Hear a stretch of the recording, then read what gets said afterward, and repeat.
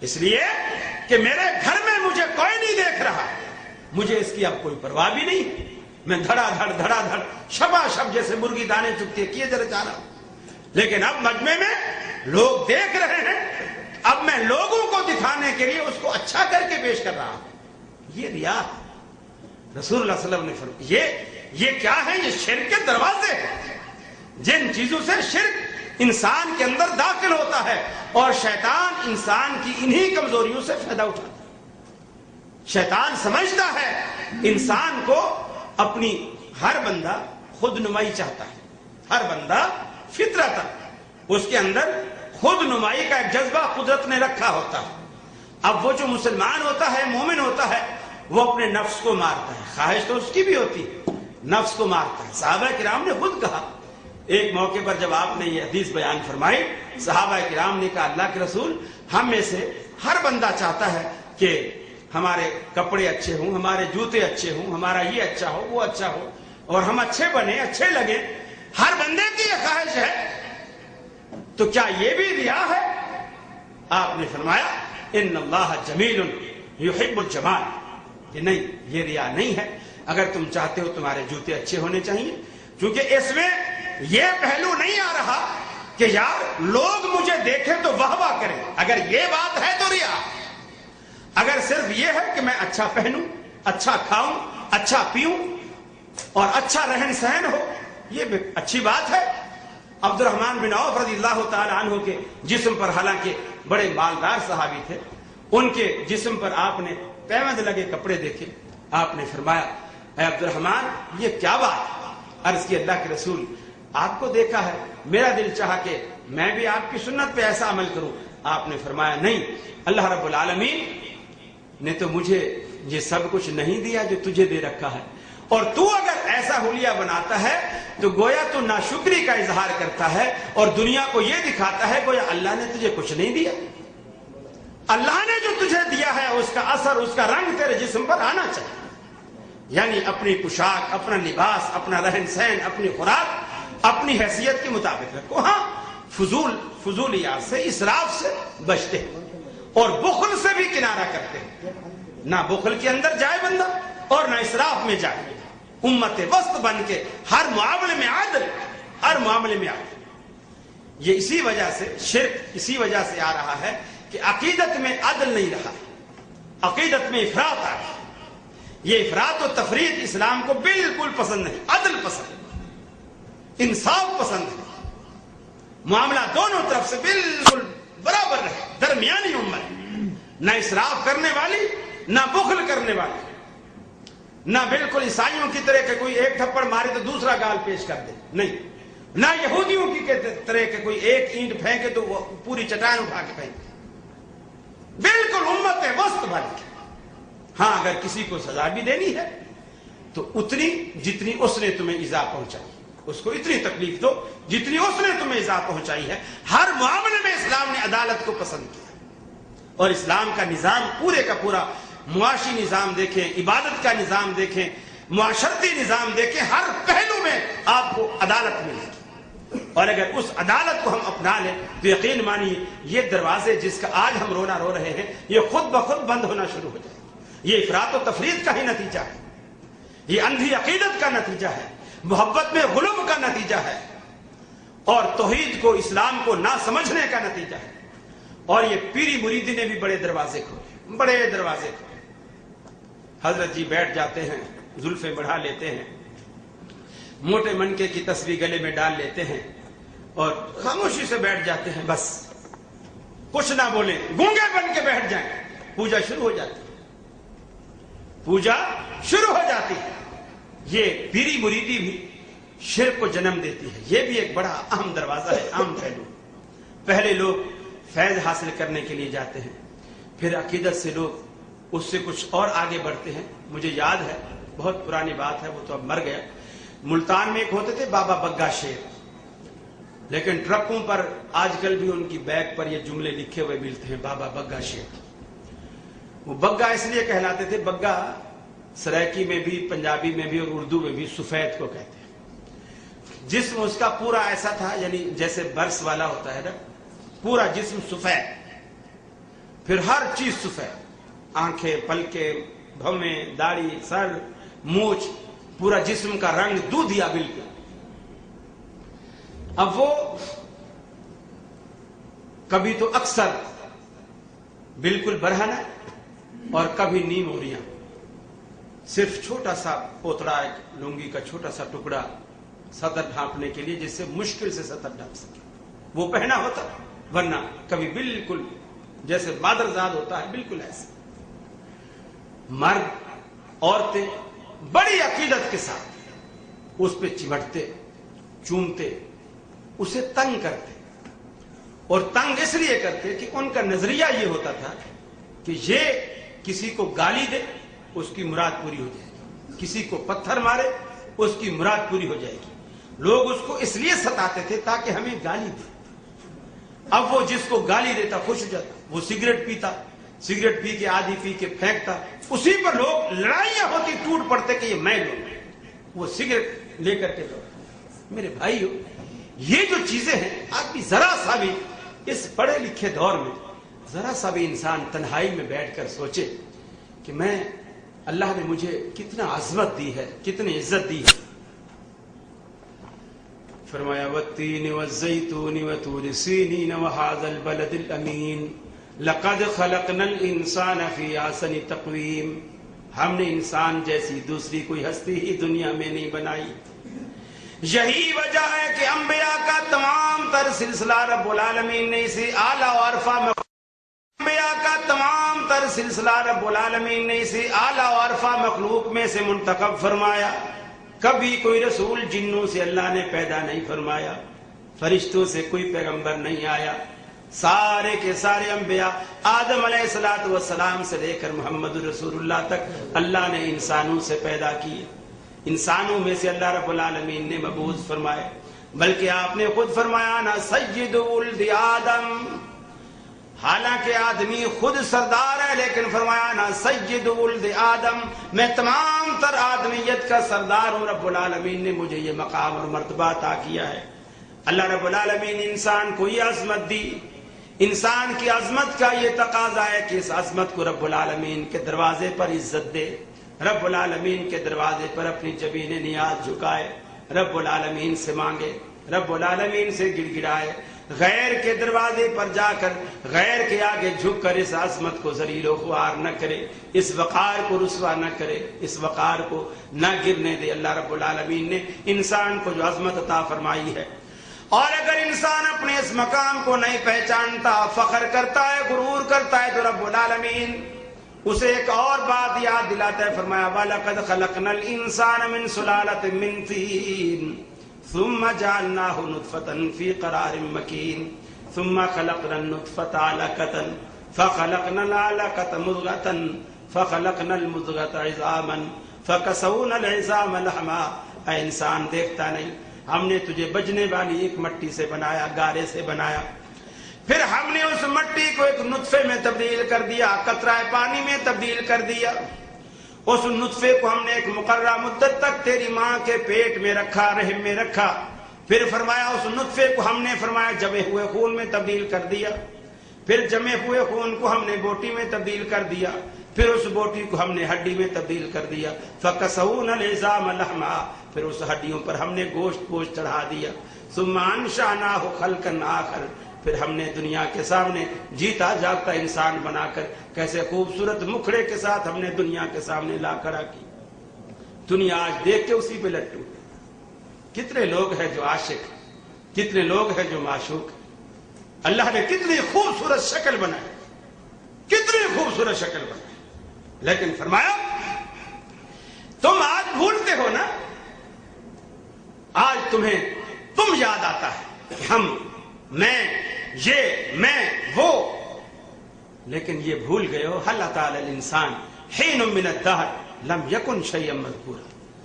کائنات میں ایسا دور بھی انسانوں تم پر آ چکا ہے, تمہارا تو وجود کیا, تمہارا تو ذکر تک دنیا میں نہیں تھا, تمہارا تو ذکر تک دنیا میں نہیں تھا, اور پھر ہم نے تمہیں وجود بخشا. الم نجعل له عینین ولسانا وشفتین. آج کتنے کینچی کی طرح تمہاری زبانیں چلتی ہیں, کتنی خوبصورت تمہاری بینا آنکھیں ہم نے تمہیں عطا کر دی ہیں. دنیا تمہاری آنکھوں کو غزالی آنکھیں کہہ کر کے بڑی بڑی غزلیں لکھ مارتی. ہم نے کتنی خوبصورت تمہیں آنکھوں کا مالک بنایا, خوبصورت شفتین ہونٹوں کا تمہیں مالک بنایا, خوبصورت زبان کا مالک بنایا. کیا اس کا کوئی حق نہیں بنتا جس نے یہ نعمتیں عطا کر دی؟ اگر اللہ رب العالمین اندھا بنا دیتا تو کون پوچھتا, گونگا بنا دیتا تو کون پوچھتا, ہونٹ کٹا بنا دیتا تو کون پوچھتا, ناک آگے کی بجائے پیچھے لگا دیتا تو اس سے کون پوچھنے والا تھا, پاؤں نیچے کی بجائے سر کے اوپر لگا دیتا تو کون پوچھنے والا تھا, اللہ رب العالمین پر کون اعتراض کرتا؟ لیکن اللہ رب العالمین کا حق بنتا ہے کہ اس کی نعمتوں کی قدر کرتے ہوئے اس کے دروازے پر آئیں. اللہ رب العالمین نے ہمیں سمجھانے کے لیے دنیا میں بے شمار متضاد چیزیں دنیا میں دکھا دی, دنیا میں لگا دی. اے مشرکو, اے قبر پہ جھکنے والو, دل دل کے پجاریوں, تابوتوں اور تازیوں کے آگے سر جھکانے والوں, تم دیکھتے نہیں ہو دنیا میں نے تمہیں آنکھ کی نعمت عطا کرنے کے بعد دنیا میں بے شمار اندھے بھی پیدا کر دیے تاکہ تمہیں میری اس نعمت کی قدر معلوم ہو. تمہیں زبان کی نعمت عطا کرنے کے بعد, زبان کی گویائی عطا کرنے کے بعد دنیا میں کتنے گونگے بھی پیدا کر دیے تاکہ تمہیں اس نعمت کی قدر معلوم ہو. تمہیں عقل و فراست عطا کرنے کے بعد دنیا میں فاطر العقل, مجنون, پاگل اور دیوانے بھی پیدا کر دیے تاکہ تمہیں اس عقل جیسی نعمت کی قدر معلوم ہو. تمہیں آنکھوں کی بینائی عطا کرنے کے بعد رب العالمین نے دنیا میں کتنے اندھے پیدا کر دیے. تمہیں کانوں کی سنوائی عطا کرنے کے بعد رب العالمین نے کتنے بہرے پیدا کر دیے تاکہ تمہیں اس نعمتوں کی قدر معلوم ہو. تمہیں ہاتھ پاؤں کی سلامتی عطا کرنے کے بعد اللہ رب العالمین نے دنیا میں کتنے فرمایا اپاہج, لنگڑے, لولے پیدا کر دیے تاکہ تمہیں ان نعمتوں کی قدر معلوم ہو. تمہیں جوانی کا شباب عطا کرنے کے بعد دنیا میں کتنے بوڑھے پیدا کر دیے تاکہ تمہیں شباب کا, جوانی کی قدر معلوم ہو. تمہیں صحت و تندرستی عطا کرنے کے بعد بستر مرگ پر ایڑیاں رگڑ رگڑ کر زندگی گزارنے والے کتنے مریض اور بیمار پیدا کر دیے تاکہ تمہیں اس نعمت کی قدر معلوم ہو. لیکن انسان نہیں سمجھتا, اللہ کے دروازے پر نہیں آتا, پھر بھی گلا کرتا ہے کہ میں گناہگار ہوں, رب میری سنتا نہیں. یہ اتنا پاورفل ہے کہ رب ان کی ٹال سکتا نہیں. رب العالمین نے یہ بھی دنیا میں اس کا نکھیڑا کر دیا, دنیا میں واضح کر دیا. اس دروازے کو بھی رب العالمین نے اپنے قرآن مجید کے ذریعے بند کر دیا. دیکھو, جو لوگ کہتے ہیں یہ اتنا پیارا ہے, اتنا پہنچا ہوا, اتنا بڑی, اتنا بزرگ, اللہ کے قریبی ہے, اللہ رب العالمین اس کی ٹالتا نہیں. میں اتنا گناہگار ہوں, رب العالمین میری مانتا نہیں. اللہ رب العالمین نے قرآن مجید میں مثال بیان فرمائی. اللہ کا پیغمبر نوح علیہ الصلوۃ والسلام اللہ کے دربار میں ہاتھ اٹھاتے ہیں, اے الہ العالمین, ان ابنی من اہلی وان وعدک الحق وانت حاکم الحاکمین. اے پروردگار, تیرا وعدہ تھا کہ میں تیرے اہل کو بچاؤں گا, میرا بیٹا تو میری اہل سے ہے, میری آنکھوں کے سامنے ڈوب گیا. آنکھوں کے سامنے, پیغمبر کی آنکھوں کے سامنے پیغمبر زیادہ ڈوب گیا. باپ اور بیٹے کے درمیان تکرار ہو رہی ہے. باپ بلاتا ہے کشتی میں آ جا, بیٹا کہتا ہے نہیں آتا. باپ ڈراتا ہے عذاب الہی سے, بیٹا نہیں ڈرتا. باپ طرح طرح سے سمجھاتا ہے, بیٹا بہانہ بناتا ہے. باپ کہتا ہے بیٹا آج اللہ کے عذاب سے لا عاصم اليوم من امر اللہ, آج اللہ کے عذاب سے تجھے کوئی نہیں بچا سکتا, آ جا میری بات مان لے, کشتی میں سوار ہو جا. مشرک بیٹا پھر بھی وسائل پر تکیہ کرتے ہوئے کہتا ہے سآوی الی جبل یعصمنی من الماء. اے ابا جی مجھے مت ڈرائیے, اتنا بڑا جودی پہاڑ کھڑا ہے, میں اس پر بھاگ کے چڑھ جاؤں گا, پانی میرا کیا بگاڑے گا. باپ نے کہا بیٹا تیری بھول ہے, لا عاصم اليوم من امر اللہ. یہ تو بغداد والے کے کہنے سے سلاب نہیں آ رہا, یہ تو اللہ رب العالمین کے کہنے سے آ رہا ہے. وہ بچائے گا جسے تو بچے گا, وہ ڈبوئے گا تو کائنات کی کوئی طاقت بچا نہیں سکتی. پیغمبر کی آنکھوں کے سامنے پیغمبر کا لخت جگر ڈوبتا چلا گیا. قرآن مجید کہتا ہے وحال بینہم الموج فکان من المغرقین. ان دونوں کے درمیان، باپ اور بیٹے کے درمیان، باپ اور بیٹے کی، باپ کی تکرار جاری ہے، بیٹے کا انکار جاری ہے، دونوں کے درمیان سمندر کی موج حائل ہو گئی۔ دیکھتے ہی دیکھتے بیٹا باپ کی آنکھوں کے سامنے ڈوب گیا۔ فطری محبت سے مجبور ہو کر اللہ رب العالمین کے سامنے ہاتھ اٹھا دیے۔ ان ابنی من اہلی وان وعدک الحق، اے میرے مالک، اے میرے داتا، تیرا وعدہ تھا کہ میں تیری اہل کو بچاؤں گا، میرا بیٹا تو میری اہل سے تھا، اسے بھی تو نے بچانا ہی تھا، پھر میرے سامنے ڈوب گیا۔ اللہ رب العالمین دیکھو اپنا پیغمبر ہے، پیغمبر مخلوق میں سب سے زیادہ اللہ کا قریبی ہوتا ہے، لیکن اللہ رب العالمین نے فرمایا یا نوح انہ لیس من اہلک، پہلی بات تو تیری یہ غلط فہمی دور ہونی چاہیے، ہمارے ہاں نسبتیں خونی رشتے سے نہیں ہوا کرتی، روحانی رشتے سے ہوا کرتی ہیں۔ تیرا بیٹا تیری اہل سے نہیں، تیرا عقیدہ تیرا مذہب بالکل اور، تو اللہ تبارک و تعالیٰ کی توحید کی طرف بلانے والا، اور وہ دلدل کا پجاری ہے، وہ تو مشرک ہے، غیر اللہ کا پجاری ہے، اس کو تیرا بیٹا ہم نہیں مانتے، تیرا اہل ہم نہیں مانتے، ہم روحانی رشتے کو مانتے ہیں، بے شک وہ دوسرے خاندان سے ہو، اگر وہ تیری پیروی کرتا ہے، تیری بات کو مانتا ہے، تیری کشتی میں سوار ہوگا، وہ اللہ کے عذاب سے بچ جائے گا۔ اور آج کے بعد خبردار، فلا تسأل ما ليس لك بعلم انی اعظک ان تکون من الجاہلین، میں تمہیں نصیحت کرتا ہوں، آج کے بعد اگر تو نے ایسی بات کا مجھ سے دوبارہ کبھی سوال کیا جس کا تجھے علم نہیں، پھر مجھ سے تو نے مانگا الہ العالمین میرے بیٹے نہیں، پھر مجھ سے تو نے مانگا الہ العالمین میرے بیٹے کو بچا دے، پھر ایسی درخواست کی انی اعظک ان تکون من الجاہلین، میں تمہیں رب ہونے کے ناطے یہ نصیحت کرتا ہوں، خبردار دوبارہ ایسی مانگنے کی غلطی کی تو میں تمہیں جاہل بنا دوں گا۔ قرآن کہتا ہے انی اعظک ان تکون من الجاہلین، میں تمہیں جاہل بنا دوں گا۔ جہالت کا مطلب یہ ہے نبوت نرا علم کا سویرا ہوتا ہے، علم کا اجالا ہوتا ہے، علم کا سمندر ہوتا ہے، علم کا مرکز ہوتا ہے، میں تمہیں جاہل بنا دوں گا کہ معنی یہ کہ ساری نبوت کی نعمتیں، یہ ساری نبوت کے یہ تاج اور ساری نبوت کے مقامات اور مرتبے یہ سارے چھین کر کے میں تمہیں جہالت کے کٹہرے میں کھڑا کر دوں گا اگر تو نے پھر مجھ سے مانگا۔ اللہ کے حبیب نے اللہ کی جناب میں رئیس المنافقین کے لیے دعا کے لیے ہاتھ اٹھا دیے، اپنا لعاب اس کے منہ میں ڈالا، کفن کے لیے اپنا کرتا پیش کیا، اپنی گود میں لٹایا، اپنے ہاتھوں سے قبر میں اتارا، مٹی ڈالی گئی، آپ نے دعا کے لیے ہاتھ اٹھا دیے۔ رب العالمین نے فرمایا اگر تو اس کے لیے بخشش کی دعا کرے، اولا تستغفر لہم، یا بخشش کی دعا نہ کرے، فلن یغفر اللہ لہم، اللہ رب العالمین ہرگز معاف نہیں کرے گا۔